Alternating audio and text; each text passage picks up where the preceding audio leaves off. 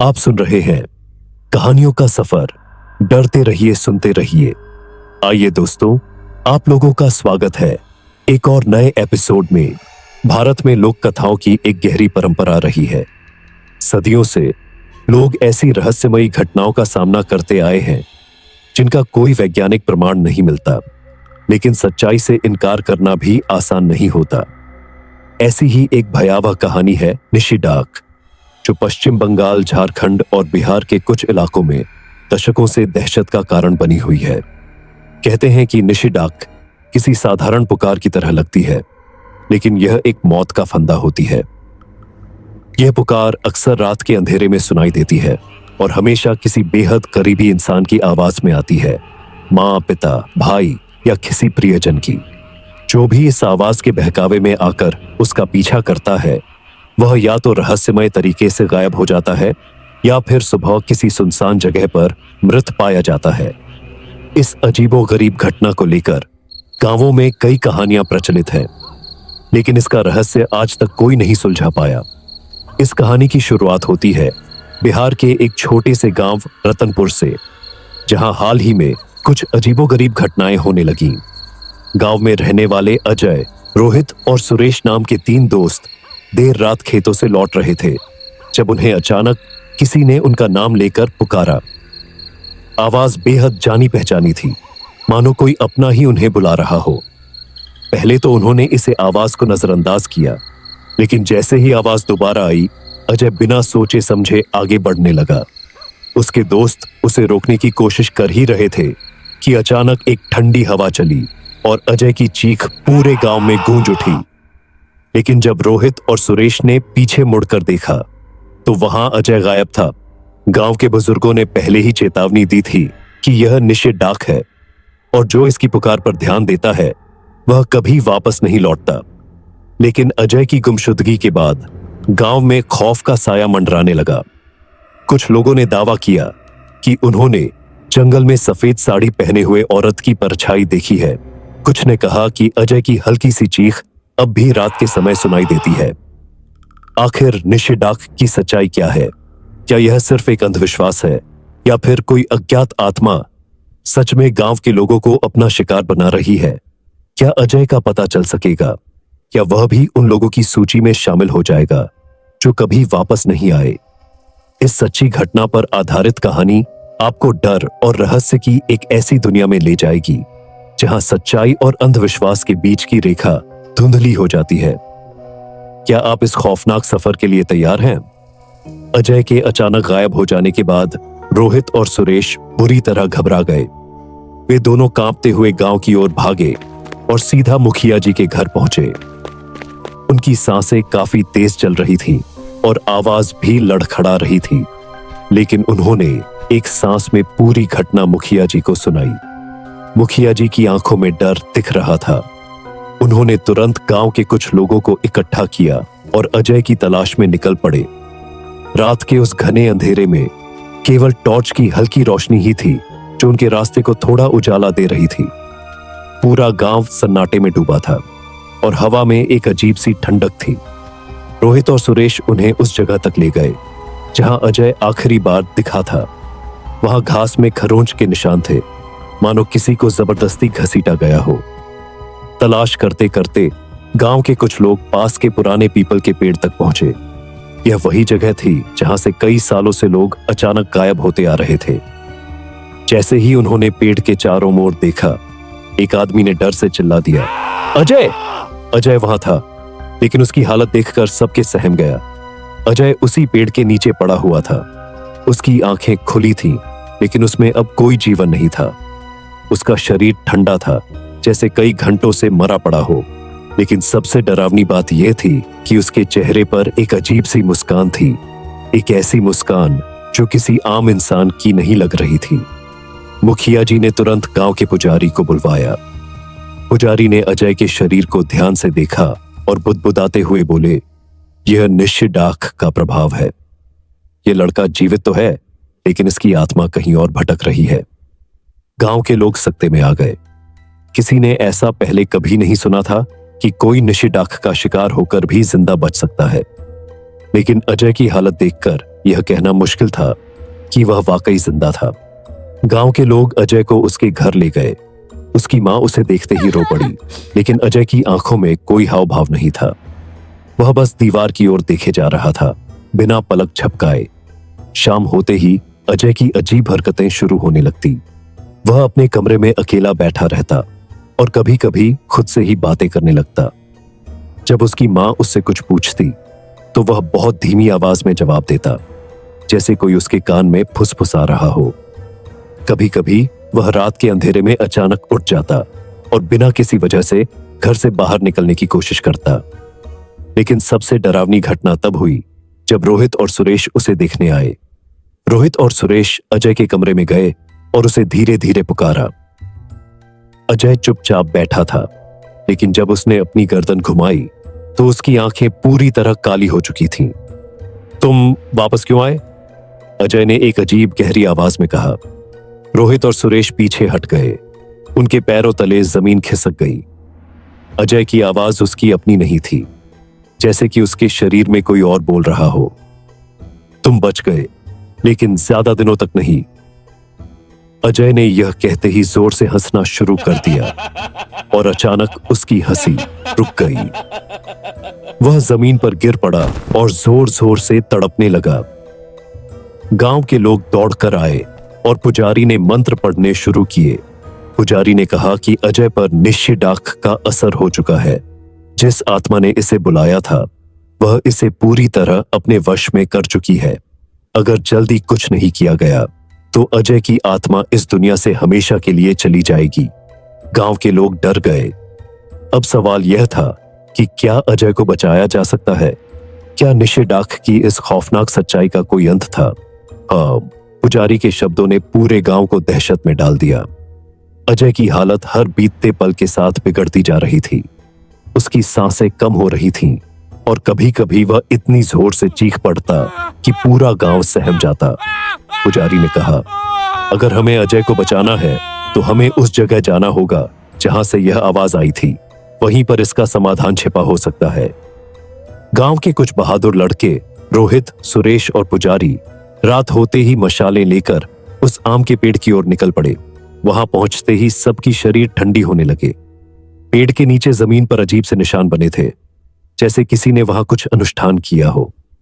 हवा एकदम ठहरी हुई थी और अचानक किसी ने एक धीमी फुसफुसाहट सुनी।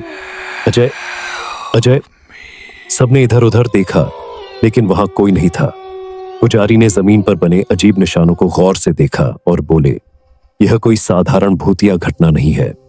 यहां किसी ने किसी आत्मा को कैद किया था और अब वह आत्मा बदला ले रही है। तभी सुरेश की नजर एक गड्ढे पर पड़ी जो हाल ही में खोदा गया था। गांव वालों ने हिम्मत जुटाकर वहां खुदाई शुरू की। कुछ ही देर में उन्हें जमीन के अंदर एक पुराना मिट्टी का घड़ा मिला, जिस पर लाल रंग से कुछ लिखा था। जैसे ही पुजारी ने मंत्र पढ़ते हुए घड़े को खोला, अचानक एक जोरदार हवा चली और सभी ने किसी के कराहने की आवाज सुनी, मानो कोई बहुत समय से वहां कैद था और अब छूट गया हो। पुजारी बोले, यह निश्चिडाख नहीं थी, बल्कि किसी तांत्रिक द्वारा बांधी गई एक भटकती आत्मा थी जो अब तक इंसानों को अपना शिकार बना रही थी। पुजारी ने गांव के लोगों से कहा कि घड़े को तुरंत नदी में बहाना होगा और हमें इससे पहले एक विशेष अनुष्ठान करना होगा ताकि आत्मा पूरी तरह मुक्त हो जाए। अनुष्ठान खत्म होते के साथ ही गांव के लोग ने जल्दी से घड़े को नदी में बहा दिया। जैसे ही घड़ा पानी में डूबा, अचानक अजय, जो अपने घर में जिंदा लाश की तरह पड़ा था, वह अचानक से चीख पड़ा और फिर शांत हो गया। उसकी मां दौड़कर आई, उसे हिलाया और कुछ ही देर बाद अजय ने धीरे धीरे अपनी आंखें खोली। वह बच गया था। अजय धीरे धीरे सामान्य होने लगा, लेकिन उसे कुछ भी याद नहीं था कि उसके साथ क्या हुआ था। गांव के लोगों ने राहत की सांस ली, लेकिन अब भी उनके मन में एक डर बैठा था। अजय की जान बचाने के बाद गांव के लोगों को लगा कि यह डरावनी घटना अब खत्म हो गई है। लेकिन सुरेश के लिए यह अंत नहीं था, बल्कि एक नई शुरुआत थी। उस रात जब उसने अपने नाम की धीमी पुकार सुनी तो उसका शरीर ठंड पड़ गया। आवाज अब बहुत धीमी थी, लेकिन इतनी जानी पहचानी थी कि वह अनसुनी नहीं कर सका। उसने खिड़की से झांककर बाहर देखा, पर वहां कोई नहीं था। सुरेश। अब की बार आवाज और भी पास से आई। ऐसा लगा जैसे कोई ठीक दरवाजे के बाहर खड़ा हो। सुरेश का दिल जोर जोर से धड़कने लगा। उसे लगा कि शायद कोई मजाक कर रहा है, लेकिन उसने जैसे ही दरवाजा खोला, बाहर कोई नहीं था। पर तभी उसके ठीक पीछे एक हल्की फुसफुसाहट गूंजी। तूने जो किया, तुझे उसकी सजा मिलेगी। सुरेश का पूरा शरीर सुन्न हो गया। वह पलटा, लेकिन वहां कोई नहीं था। उसकी आंखों में अजीब सा अंधेरा छाने लगा और वह जमीन पर गिर पड़ा। अगली सुबह जब सुरेश की मां उसके कमरे में गई तो वह बिस्तर पर बेहोश पड़ा था। उसका चेहरा बिल्कुल पीला पड़ चुका था और उसके शरीर में कोई हरकत नहीं थी। लेकिन सबसे अजीब बात यह थी कि उसके पैरों के पास मिट्टी और घास लगी थी, जैसे वह रात में कहीं बाहर गया हो। गांव में यह खबर फैलते ही एक बार फिर डर का माहौल बन गया। लोगों को समझ नहीं आ रहा था कि यह सब फिर से क्यों हो रहा है। रोहित और कुछ गांव वाले पुजारी के पास पहुंचे और सारी बात बताई। पुजारी ने गंभीर शब्दों में कहा, जिस आत्मा को हमने मुक्त किया था वह शायद पूरी तरह से मुक्त नहीं हो पाई। हमें पहले उसकी आत्मा को शांत करना होगा। कुछ ऐसा है जो अब भी अधूरा है और जब तक हम उस रहस्य नहीं सुलझाएंगे यह रुकने वाला नहीं। सुरेश 2 दिनों तक बेहोश रहा। जब उसे होश आया तो उसकी आंखें खोई खोई लग रही थीं। उसने कांपते हुए बताया कि उसने एक भयानक सपना देखा था। मैं एक अंधेरी जगह पर था। वहां कोई पेड़ नहीं थे, कोई घर नहीं थे, सिर्फ धुंध और अंधेरा। अचानक मैंने एक औरत को देखा। उसके लंबे बाल थे और उसकी आंखें इतनी गहरी थीं कि उनमें झांकते ही मेरा सिर घूमने लगा। उसने मुझे देखा और कहा, तुमने मेरी कैद को तोड़ दिया, लेकिन मेरा बदला अधूरा है। सुरेश ने जब यह बताया तो पुजारी की आंखें फटी की फटी रह गईं। यह आत्मा मुक्त नहीं हुई थी, बल्कि उसने किसी और को अपना माध्यम बना लिया था। अब यह समझना जरूरी था कि यह आत्मा कौन थी और वह किससे बदला लेना चाहती थी। पुजारी ने गांव के सबसे बुजुर्ग व्यक्ति से बात की। उन्होंने बताया कि 50 साल पहले इसी गांव में एक तांत्रिक आया था जिसने काले जादू से कई लोगों को परेशान किया था। एक दिन गांव वालों ने उसे मारकर जंगल में ही दफना दिया, लेकिन मरने से पहले उसने श्राप दिया था कि उसकी आत्मा वापस लौटेगी। तो क्या वह आत्मा उसी तांत्रिक की है? रोहित ने पूछा। नहीं, पुजारी ने गंभीरता से कहा, लेकिन हो सकता है कि उसने मरने से पहले किसी मासूम आत्मा की बलि दी हो और अब वह आत्मा ही अपना बदला लेने के लिए गांव में आतंक फैला रही है। अब सवाल था, आगे क्या किया जाए? पुजारी ने कहा कि आत्मा को पूरी तरह मुक्त करने के लिए हमें उसी जगह जाना होगा जहां तांत्रिक को दफनाया गया था। वहां एक विशेष अनुष्ठान करना होगा जिससे आत्मा को शांति मिले। लेकिन इस काम में सबसे बड़ा खतरा यह था कि आत्मा किसी भी समय हमला कर सकती थी। गांव के कुछ सबसे बहादुर युवक, पुजारी और रोहित ने तय किया कि अगली रात वे उस भूतिया आम के पेड़ के पास जाकर आत्मा की मुक्ति के लिए अनुष्ठान करेंगे। लेकिन कोई नहीं जानता था कि उस रात क्या होने वाला था। गांव में हलचल मची थी।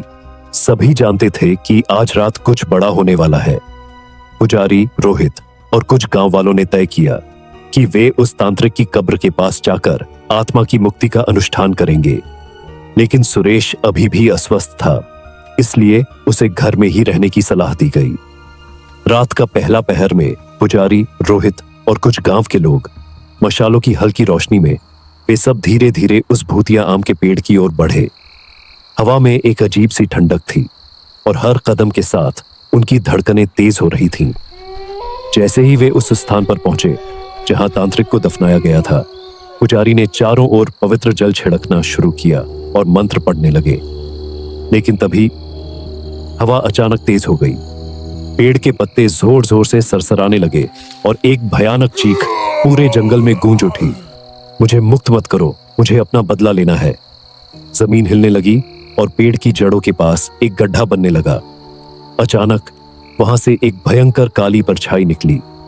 उसकी आंखें जल रही थीं और उसके लंबे मुड़े हुए हाथ हवा में लहराने लगे। पुजारी ने जोर से मंत्र पढ़ने शुरू किए लेकिन आत्मा की शक्ति इतनी अधिक थी कि मशालें बुझने लगी। तभी अचानक रोहित के शरीर में कंपन होने लगा। उसकी आंखें सफेद हो गईं और उसके मुंह से वही आत्मा की आवाज निकली, यह सब तुम्हारी गलती है। अगर तुमने मेरा घड़ा नहीं तोड़ा होता तो मैं अपना बदला ले सकती थी। पुजारी समझ गए कि आत्मा अब पूरी तरह प्रकट हो चुकी है। उन्होंने जमीन से कुछ भस्म उठाई और उसे मंत्रों के साथ हवा में फेंक दिया। जैसे ही भस्म आत्मा पर गिरी, एक दिल दहला देने वाली चीख गूंज उठी। आत्मा की परछाई तेजी से सिकुड़ने लगी और तभी उसके अतीत का एक भयानक सच सामने आया। 50 साल पहले उस तांत्रिक ने एक निर्दोष लड़की को अपने तांत्रिक अनुष्ठान के लिए बलि चढ़ा दी थी।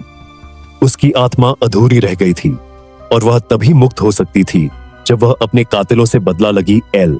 लेकिन जब गांव वालों ने तांत्रिक को मारकर उसे जंगल में दफना दिया तो उसकी आत्मा भी वहीं फंस गई। जब गांव वालों ने उसका घड़ा खोला तो वह आत्मा फिर से जागृत हो गई, लेकिन इस बार वह बेकाबू हो चुकी थी। पुजारी ने तेज आवाज में कहा, तेरा बदला पूरा हो चुका है। वह तांत्रिक अब इस दुनिया में नहीं है। अब तुझे मुक्त हो जाना चाहिए। लेकिन आत्मा ने चीखते हुए कहा, मैं मुक्त नहीं होंगी, मुझे और बलि चाहिए। तभी अजय आगे बढ़ा और जमीन पर घुटनों के बल बैठ गया। उसने अपनी हथेलियों को आसमान की ओर उठाया और कहा, अगर तुम्हें किसी की बलि चाहिए तो मुझे ले लो, लेकिन मेरे गांव वालों को छोड़ दो। सभी सहम गए। हवा एकदम शांत हो गई। आत्मा अजय की ओर बढ़ी, लेकिन तभी पुजारी ने एक आखिरी मंत्र पढ़ा और पवित्र भस्म को आग में डाल दिया। आत्मा एक भयानक चीख के साथ हवा में गायब हो गई। अचानक हवा शांत हो गई। मशालें फिर से जलने लगीं। रोहित जमीन पर गिर पड़ा, लेकिन वह सुरक्षित था। गांव वाले सहमे हुए थे, लेकिन अब उन्हें लगा कि इस डर का अंत हो चुका है। अगली सुबह जब गांव वाले मंदिर में पूजा करने गए तो पुजारी ने घोषणा की, अब निशी डाक की कहानी खत्म हो गई है।